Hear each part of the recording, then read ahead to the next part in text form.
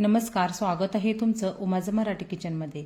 आजपर्यंत तुम्ही बटाट्याची भाजी, बटाट्याची आमटी आणि बटाट्याचे अनेक पदार्थ खाल्ले असतील, पण आज आपण फक्त एका बटाट्यापासून एक वेगळी आणि खूप चविष्ट रेसिपी बनवणार आहोत। ही रेसिपी बनवायला सोपी आहे आणि खायला खूपच मस्त लागते। चला तर रेसिपीला सुरुवात करूया। बटाट्याची चटणी करण्यासाठी एक बटाटा घेतलेला आहे। आपल्याला याची साल काढून घ्यायची आहे।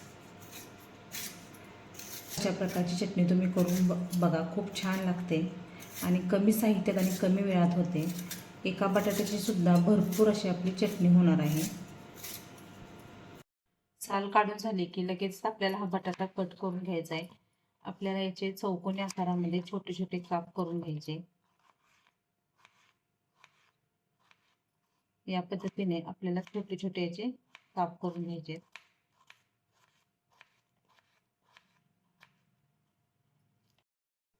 तर कट केलेले बटाटे एका प्लेटमध्ये मी ठेवलेले आहेत। तर आता हे असंच थोड्या वेळासाठी बाजूला ठेवूया।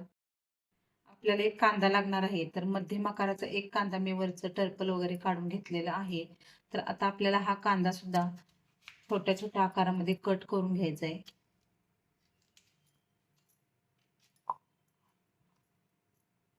ज्या पद्धतीने आपण बटाटा कट केलेला आहे त्याच पद्धतीने आपल्याला हा कांदा सुद्धा कट करून घ्यायचा आहे।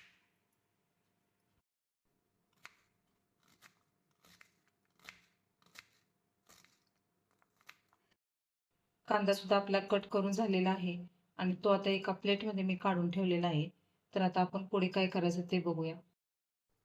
तर गॅसवरती मी पॅन ठेवलेला आहे। तर पॅनमध्ये आपल्याला तेल घालायचं आहे। तेल थोडं जास्तच घालायचं आहे। तेल गरम झालं की आपल्याला हा जो बटाटा आहे तो यामध्ये घालायचा आहे आणि छान सोनेरी रंगावरती परतून घ्यायचा आहे।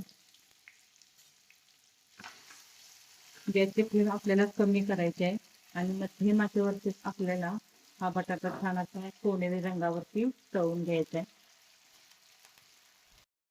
4-5 मिनिटं मध्यम आचेवरती छान असा बटाटा मी फ्राय करून घेतलेला आहे। तुम्ही बघू शकता या कलरवरती आपल्याला हा बटाटा काढून घ्यायचा आहे।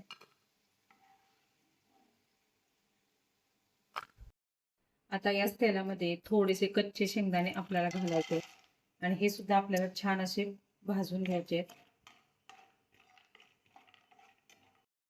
शेंगदाणे छान भाजले की आपल्याला यामध्ये हिरव्या मिरच्या घालायच्या आहेत। मी 4 हिरव्या मिरच्या घेतलेल्या आहेत। त्या जास्त तिखट नाही, तुमच्या तिखटाप्रमाणे तुम्ही मिरचीचं प्रमाण ठरवू शकता आणि 8-9 लसूण पाकळ्या घालायच्या आहेत आणि आपल्याला हे सुद्धा तेलामध्ये छान असं परतून घ्यायचं आहे। आता गॅस बंद करायचा आहे आणि आपल्याला अर्धा चमचा जिरे घालायचे, कारण गॅस जरी बंद केला तरी आपला पॅन गरम आहे आणि तेल सुद्धा गरम आहे, त्यामध्ये जिरे हे छान भाजले जातात।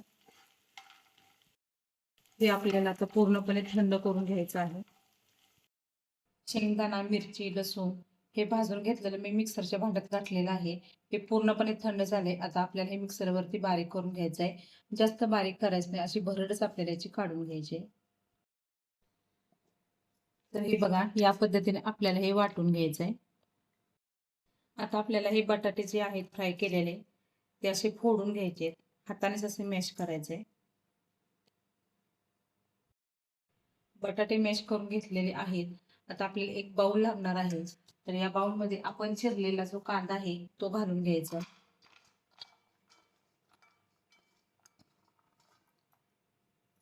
यामध्येच आपण मॅश केलेला बटाटा घालायचा।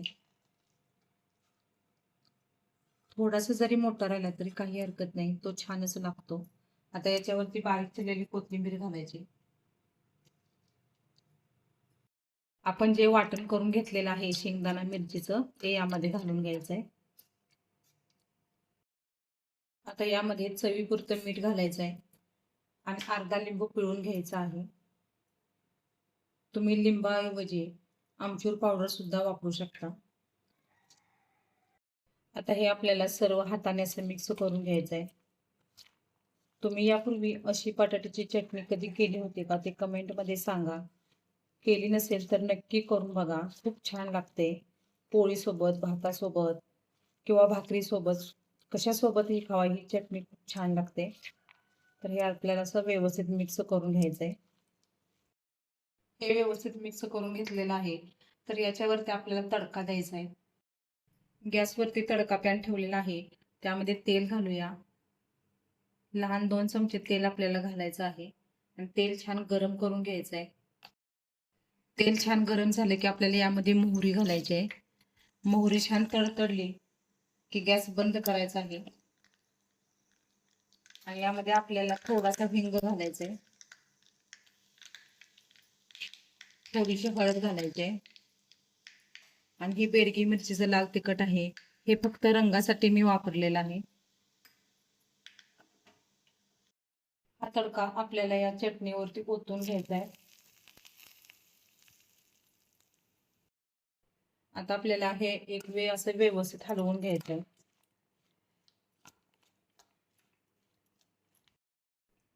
ही चटणी 2-3 दिवस सहज टिकते.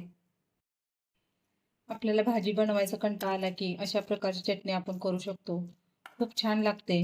तर तुम्हाला माझी ही आजची रेसिपी आवडली असेल तर एक लाईक करा. अशा झणझणीत, चमचमीत आणि वेगवेगळ्या रेसिपीसाठी उमाज मराठी किचनला सबस्क्राईब करा. पुन्हा भेटूया असंच एका नवीन रेसिपीसोबत. तोपर्यंत बाय बाय.